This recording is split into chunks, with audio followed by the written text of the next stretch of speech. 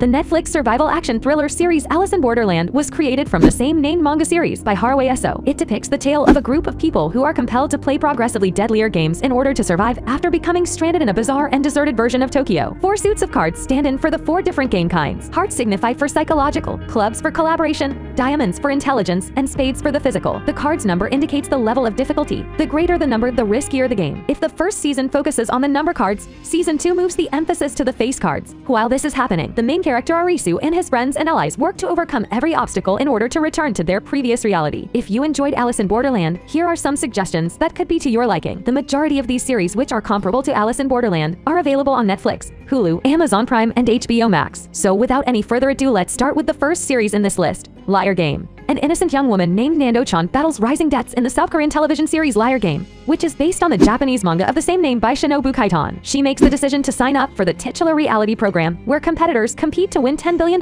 In the hopes of paying them off, Do-chan links up with Chaoyujin, a great common with the uncommon ability to accurately tell when someone is lying to them in order to assure her triumph. Before being adapted for television, Liar Game and Alice in Borderland were both manga series. Although Alice in Borderland has a magical element that Liar Game does not, they also share similar themes and genres.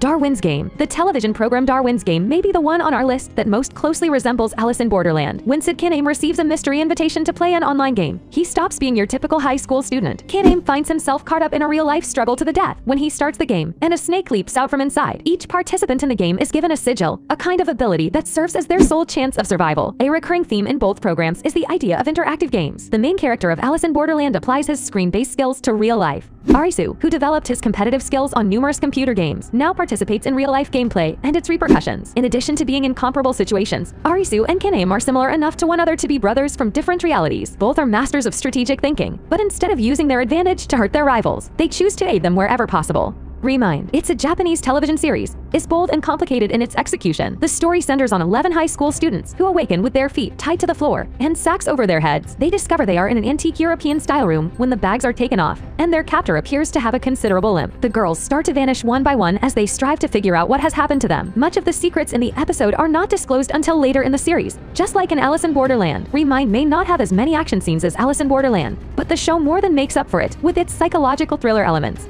Sweet Home. The South Korean television series Sweet Home was created from the Kim Ki and Hwang Young-chan webtoon of the same name from 2017. The protagonists of the novel are the residents of the Green Home apartment complex who find that everything around them has suddenly become horrific and that people are turning into monsters. Although these creatures play a significant role in the story, the primary focus of Sweet Home is still on character relationships and how different characters, whether humans or monsters, respond to situations. Both Sweet Home and Alice in Borderland have a fantasy-based backstory. Both programs also have magnificent action scenes and expansive set pieces that do credit to the suspenseful story.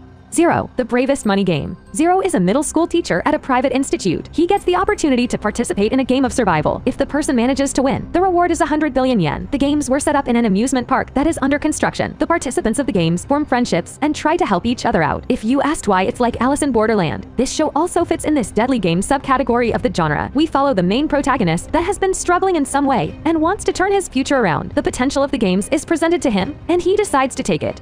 The Purge. The Purge is a franchise that includes the anthology series by James D. Monaco of the same name. The story is set in an alternative America under the rule of a totalitarian regime. Similar to the movies, the government permits a 12-hour purge every year during which all crimes are permissible. The first season centers on a number of personalities who don't seem to be related to one another. These characters' paths will unavoidably cross as the purge night gets started.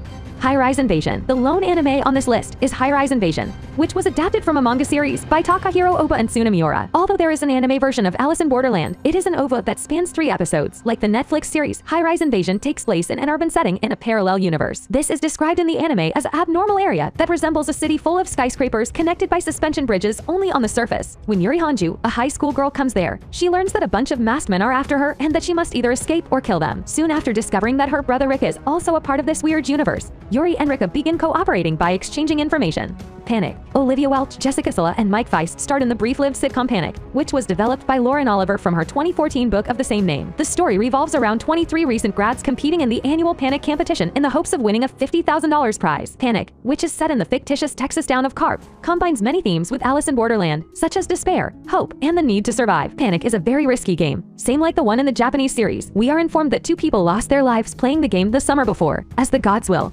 Will is most likely the current closest thing to Alice in Borderland. Borderland. Both have been turned into live-action movies, but neither presently has any anime, even though one is a drama series and the other is a movie. Is it similar enough? As the God's Will also has a number of games that are psychologically intense and life-threatening. Similar to Alice in Borderland, Shun Takahata, a regular student, is forced to participate in a series of violent children's games where the